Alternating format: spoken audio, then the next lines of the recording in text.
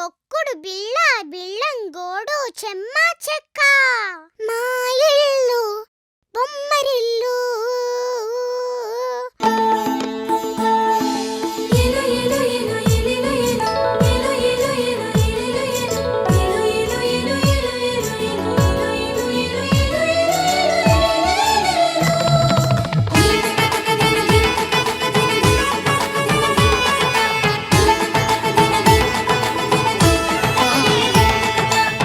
జలరాలే చినుకుల్లో మిలమిలలాడే తడుకుల్లో జలరాలే చినుకుల్లో మిలమిలలాడే తడుకుల్లో చిరు చిరు మెరుపుల హరివిల్లు ఆనందాల పొదరిల్లు చిరు చిరు మెరుపుల హరివిల్లు ఆనందాల పొదరిల్లు మా ఇల్లు బొమ్మరిల్లు అందాల హరివిల్లు మా ఇల్లు బొమ్మరిల్లు పచ్చని పైరుల భూపాలి ఉల్లాసంగా వేయాలి కిలకిల నవ్వుతూ పాడాలి తనుకుతాం తనుకుతాం తనుకుతాం తనుకుతాం ఏవేవో ఊహలు నాలో అలలాగానే తూగి ఏవేవో ఆశలు నాలో కలలాగానే ఊగి ఆలాపం ఏదైనా ఆనందంలో లోన సాగేను ఈ హాయి ఒక పాటనా బొమ్మరిల్లు అందాల హరివిల్లు మా ఇల్లు బొమ్మరిల్లు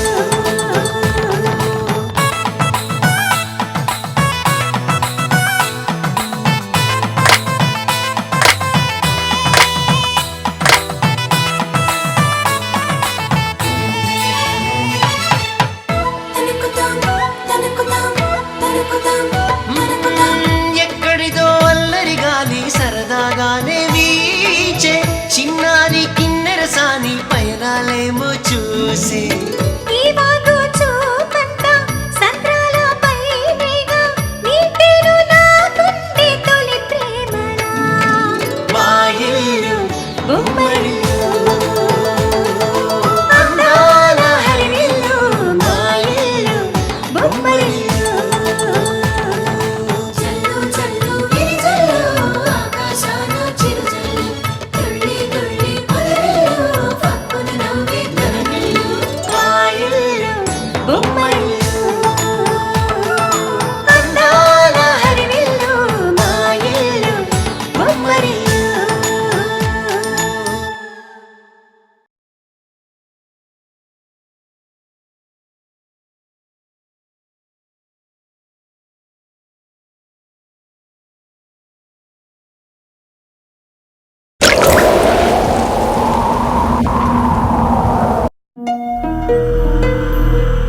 సుందరం నువ్వనేది అత్త మామల్ని బయటికి పంపించేస్తున్నారా? అసలు ఏం జరిగింది? రాజేంద్ర గారు ఇంటిని తాకట్టు పెట్టి 20 లక్షలు అప్పు తీసుకున్నారు. ఆ 20 లక్షలతో ఒక స్థలం కొన్నారు. నకిలీ పత్రాలు సృష్టించి ఎవరికో అమ్మిన స్థలాన్ని తిరిగి రాజేంద్ర గారికి అమ్మారు.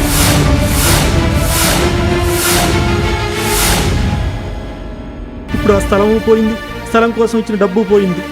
ఇప్పుడు ఆ ఇంటిని తాకట్టు పెట్టుకున్న వ్యక్తికి సమయానికి డబ్బులు అందకపోవడంతో కోర్టు నోటీసులు పంపించి ఇంటి నుంచి ఖాళీ చేస్తున్నారు. దీనికంతటికీ కారణం మీ అన్నయ్య గారే. అందరితో నాటకాలు ఆడించి ఈరోజు ఈ పరిస్థితికి కారణమయ్యారు. మామయ్య అత్తమ్మ ఎంత బాధపడుతున్నారు? ముందు అక్కడికి వెళ్దాం పదండి. పద ప్రియ.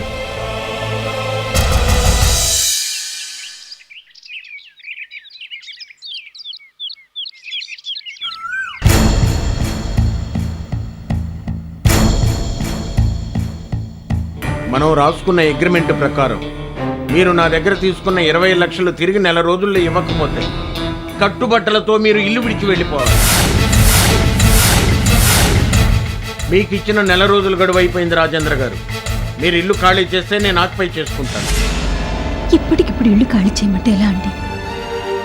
ఇది చాలా అన్యాయం. ఎక్కడికని వెళ్తాం? దయచేసి ఒక వారం రోజులు గడిపివ్వండి. ఏంటండి ఇంత దారుణం జరుగుతున్నా మీరు మాట్లాడటం లేదు?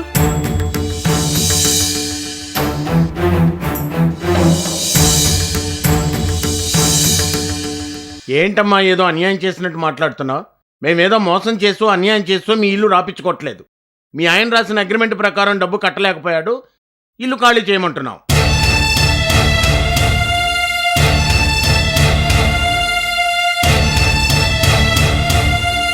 వారం రోజులు గడువు కాదు కదా, ఒక్కరోజు కూడా ఇవ్వను. వెంటనే ఇల్లు ఖాళీ చేసి వెళ్ళండి.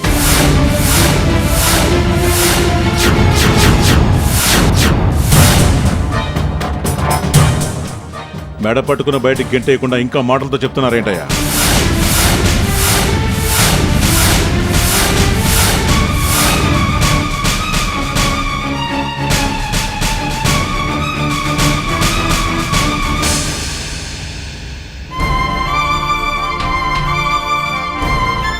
హరి, మా జీవితాలు రోడ్డు పాలు చేయకయ్యా. ఈ ఇంట్లో కోడలికి అడుగు పెట్టారు. ఆయనతో నిండు నూరేళ్లు గడిపిన తరువాత నా శవం మాత్రం ఇంటి గడప దాటి బయటికి వెళ్ళిపోవాలని అనుకున్నాను. ఆ అవకాశం ఎలాగూ లేదు. ఇలా కట్టుబట్టలతో మమ్మల్ని బయటికి పంపించకుండా కొద్ది రోజులు ఇక్కడ ఉండే అవకాశం ఇచ్చి పుణ్యం కట్టుకో హరి. వెదవన భరించలేకపోతున్నాం. ఏమయ్యా, ముందు వాళ్ళు బయటకు పంపించండి.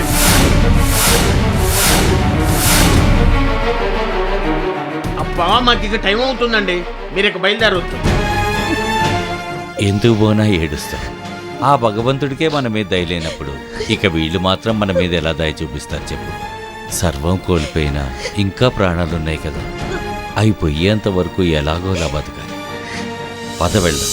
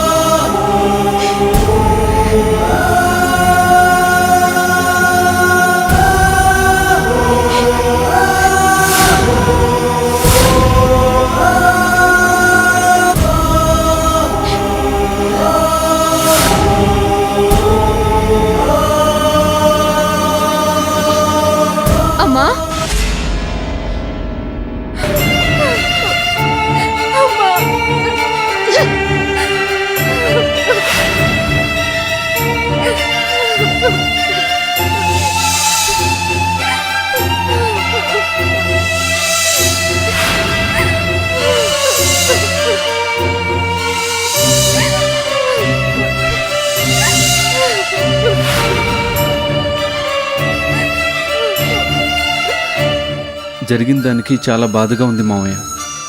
మీలాంటి మంచి మనిషికి ఇలాంటి పరిస్థితి వస్తుందని ఊహించలేదు. ఊహించినట్లే జరిగితే అది జీవితం ఎలా అవుతుంది బాబు?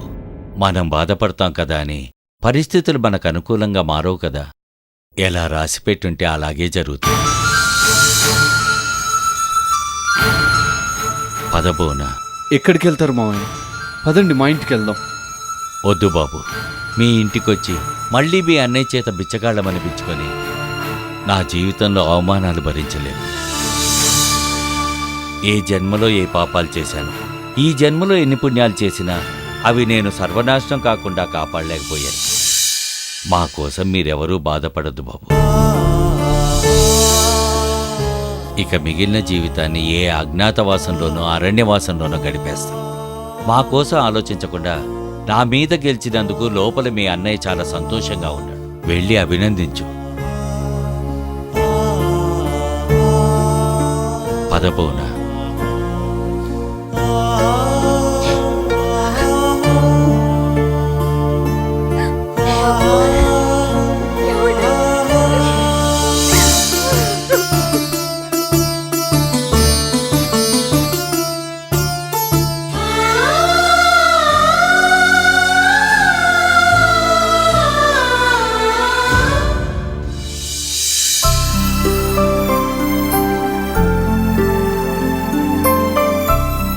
ఏంటక్క, నేనేమైనా చంటి పిల్లనా? నాకు ముద్దలు పెడుతున్నా?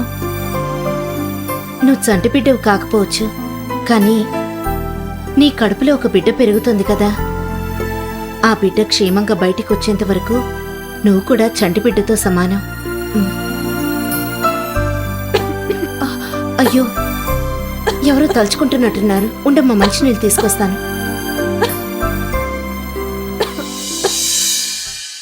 వదినా, వదినా,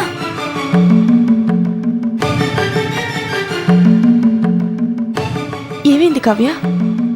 ఎందుకంత కంగారుగా ఉన్నా? దారుణం జరిగిపోయింది వదినా. హరన్నయ్య మావయ్యని మోసం చేసి మావయ్య దగ్గర నుంచి ఇల్లు తీసుకున్నాడు వదినా.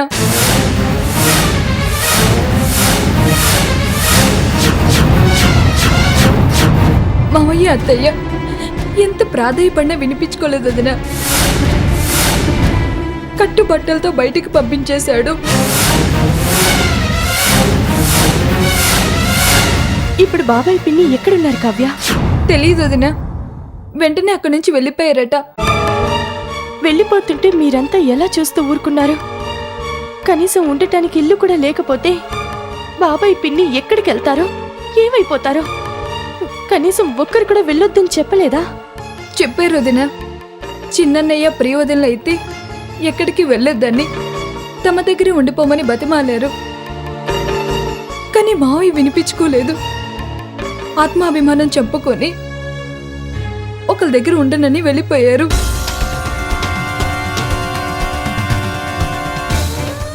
అయ్యో, ఎంత పని జరిగింది! నేనొక చేతకందాన్ని అయిపోయాను. ఆ హరి బాబాయ్ ఇల్లు అడుగుతున్నాడని తెలుసు కూడా బాబాయ్కి ఏ రకమైన సహాయం చేయలేకపోయాను. నేనేదో ఒకటి చేసుంటే బాబాయ్ పిన్ని ఇలా రోడ్డున పడే పరిస్థితి వచ్చిండేది కాదు.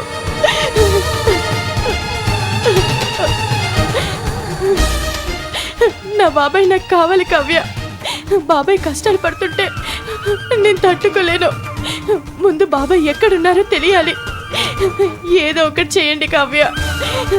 నేను వెంటనే బాబాయ్ని కలవాలి. కంగారు పడుకోదనా.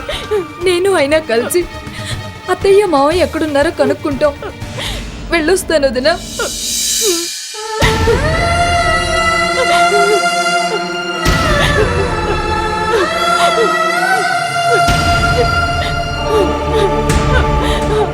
అక్క, చూసావా అక్క, బాబాయ్ పరిస్థితి ఏమైందో? అంతా కలిసి మోసం చేసి ఇంట్లోంచి బయటికి పంపించేశారక్క. బాబాయ్కి ఇప్పుడు ఎవరూ లేరక్క. నేను ఇప్పుడే వెళ్ళి బాబాయ్ని పిన్నిని తీసుకురావాలి. ఆగు భార్గవి, ఈ పరిస్థితిలో ఎక్కడికి వెళ్తావు? నా పరిస్థితికి ఏమైందక్క? నేను బాగానే ఉన్నాను. అవతల బాబాయ్ పరిస్థితే దారుణంగా ఉంది. బాబాయ్ మన కోసం ఎన్ని కష్టాలు పడ్డారు. ఇప్పుడు మనం కాకపోతే బాబాయ్ని ఇంకెవరు ఆదుకుంటారక్క? నీకు పరిస్థితి అర్థం కావట్లేదమ్మా. నాకు బాబాయ్ అంటే ప్రేమ ఉంది, కానీ ఇప్పుడు మనం ఏం చేయగలం? ఆల్రెడీ బాబాయ్ పిన్నిలు ఇంట్లోంచి వెళ్ళిపోయారంటున్నావు. ఇప్పుడు ఎక్కడని వెతుకుతావు? పైగా ఈ పరిస్థితిలో నీకు నీ కడుపులో పెరుగుతున్న బిడ్డకి ఏదన్నా జరగకూడదు. జరిగితే నేనేం కావాలి?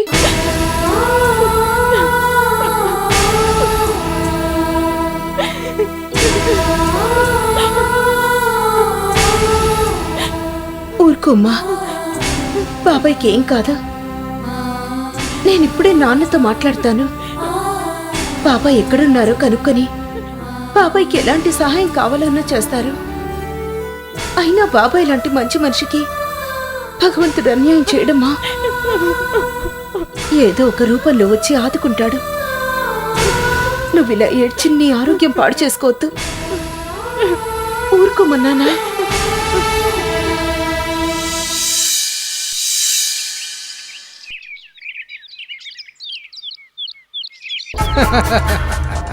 హరిగారు మొత్తానికి అనుకున్నది సాధించారు.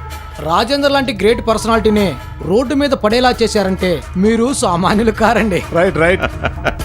చూడండి ఎంఆర్ఓ గారు, నేను ఏం చేసినా మీలాంటి పెద్దల సపోర్ట్ ఉండడం వల్లే. మీరు రిజిస్ట్రార్ గారు లేకపోయి ఉంటే నేను నకిలీ డాక్యుమెంట్ సృష్టించగలిగి ఉండేవాడినా? రాజేంద్ర కట్టుబట్టలతో బయటకు పంపించగలిగి ఉండేవాడినా మీరు చేసిన సహాయానికి రుణం అస్సలు ఉంచుకోను.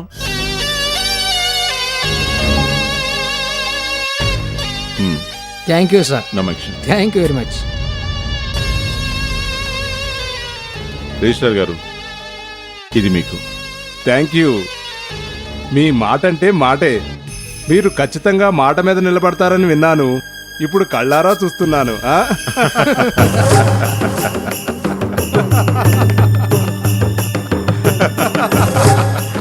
Thank you. అత్తయ్య, మావయ్య,